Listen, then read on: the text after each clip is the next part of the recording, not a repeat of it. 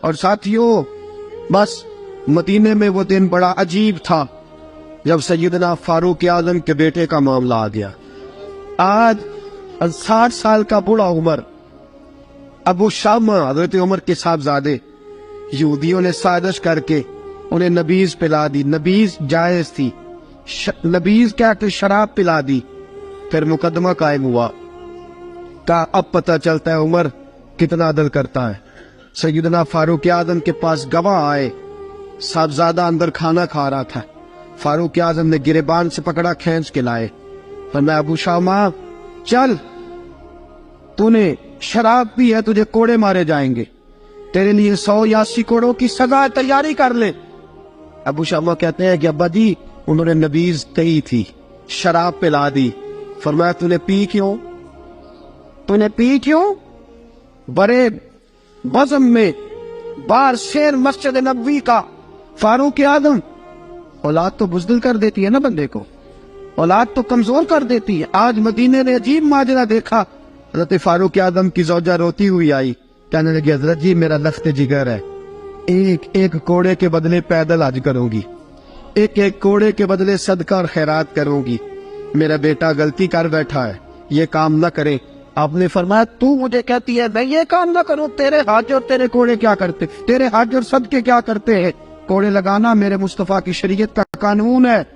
تو بیٹے کی بات کرتی ہے، عمر کا اپنا معاملہ بھی ہوتا تو عمر یہی سلوک کرتا۔ لوگوں نے کہا حضرت جی آپ تھوڑی دیر، ابھی ان کی والدہ پریشان ہے، گھر میں پریشانی ہے، ذرا ٹھہر جائے، کل پرسوں ترسوں سزا دے لیجیے گا۔ فرمایا تمہیں یاد نہیں جب مدینے کی ایک بی پی نے چوری کر لی تھی اور میرے مصطفیٰ کی بارگاہ میں کہا گیا تھا حضور ذرا ٹھہر جائے، سزا نہ دے، تو حضور نے فرمایا تھا اگر فاطمہ بھی چوری کرتی تو ہاتھ کاٹ دیتا۔ تمہیں یاد نہیں نظر مصطفیٰ کے ٹکڑے کھانے والا ہوں، میں کیوں دیر کروں؟ اس نے گناہ کرنے میں دیر کی ہے جو سزا میں دیر کروں، برساؤ کوڑے۔ حضرت افلا نامی غلام، حضرت جی آپ کا لخت جگر ہے۔ فرمایا لخت جگر نہ دیکھ، مصطفیٰ کا قانون دیکھ، میرا بیٹا نہ دیکھ، مصطفیٰ کے قانون کا قیام ضروری ہے۔ اگر علی بیٹے کی قربانی دے سکتا ہے، اگر لوگ فاطمہ کے بیٹے کی قربانی یاد رکھیں گے تو تاریخ کبھی بھی عمر کے بیٹے کی قربانی نہیں بھولے گی۔ فرمایا غلطی سے ہو گیا یا جیسے بھی، اسے خیال کرنا چاہیے تھا، کوڑے لگاؤ۔ 80 کوڑے لگے تو بیٹے کی روح پرواز کر گئی۔ جب جوان بیٹا کسی کا، کوثر نیازی نے کہا تھا باپ کا جنازہ اٹھانا بڑا آسان پر بیٹوں کے جنازے اٹھانے بڑے مشکل ہیں۔ جب فاروق اعظم کا بیٹے کا انتقال ہوا، بیٹے نے آنکھیں کھولی، باپ کی طرف دیکھا تو سیدنا فاروق اعظم عدل و انصاف کا 2 آنسو آنکھوں میں آئے، کہ بیٹا حضور سے جا کے کہنا کہ عمر میں بیٹا نہیں دیکھا، آقا تیرا قانون دیکھ، جا کے حضور سے میرا پیغام دینا۔ حضرت ابو شامہ رضی اللہ تعالیٰ عنہ وصال کر گئے۔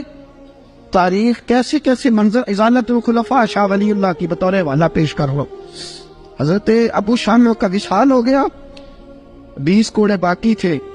لوگوں نے حضرت جی آپ کیا کرنا ہے؟ فرمایا اس کا جنازہ پڑھو، اسے قبر میں دفن کرو، باقی 20 کوڑے اس کی قبر پہ مارو، اس کی قبر پہ 20 کوڑے مارو۔ کا حضرت جی ایسا بھی ہوتا ہے؟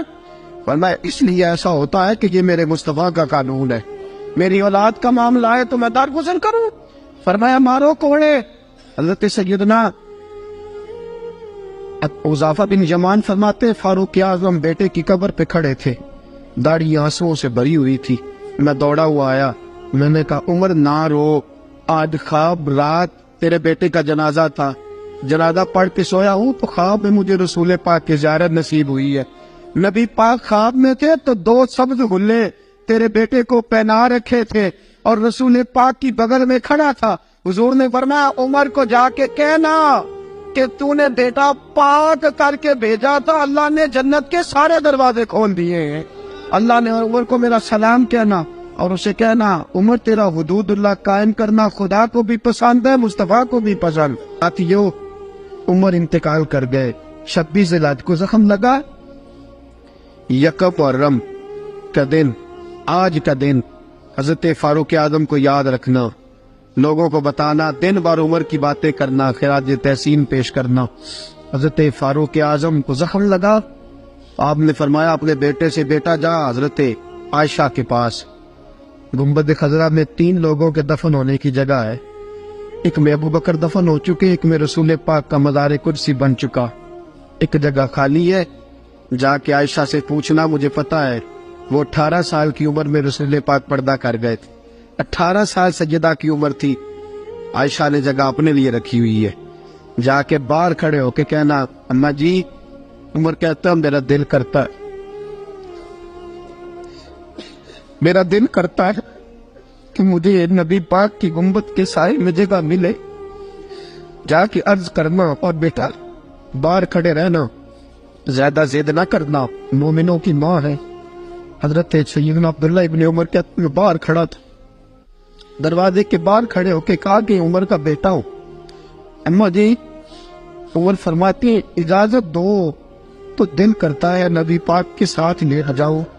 वफा में गुजार दी उमर सारी, सारी जिंदगी लै सजना आसा तोड़ निभाई। दिल करता है हुजूर के साथ लेटने को। तो हजरत आयशा सिद्दीका, हजरत अब्दुल्ला इब्न उमर फरमाते हैं, मैं दरवाजे से बाहर खड़ा था, लेकिन आयशा के रोने की आवाजें बाहर तक आ रही। हजरत आयशा सिद्दीका हिचकियां लेके रोई। सैयदा आयशा ने फरमाया, उमर से जाके कहना, उमर कोई कब्र की जगह किसी को नहीं देता, लेकिन उमर तूने वफा की तारीख बनाई है, उमर तूने कमाल कर दी है, उमर तूने हद कर दी है। उमर को जाके कहना कि मैं जन्नतुल बकी में दफन हो जाऊंगी, जहां मेरा वक्त आएगा दफन हो जाऊंगी, लेकिन उमर तेरी खिदमत कहती है कि तुझे नबी के साथ दफन होना चाहिए। सैयदना अब्दुल्ला इब्न उमर फरमाते हैं कि जब दफन होने के तानी पर सैनियां रंगा रंग खड़े, तरे औसदा जानिए जिसदा तोड़ चढ़े। फरमाते आया, उमर को आके बताया, पेशानी खून से भरी हुई। उमर ने सजदे में रख दी, रो के कहा, आज मेरी तोड़ निभ गई है। हजरत फारूक आज़म मुस्तफा के साथ लेट गए। मेरे नबी ने फरमाया, उमर मैं तुझे अपने पड़ोस में दफन कर रहा हूँ, तूने अगर राह वफा में बेटे तक कुर्बान कर दिए है ना, तो कयामत तक जो मुझे सलाम करने आएगा तुझे भी सलाम करके जाएगा।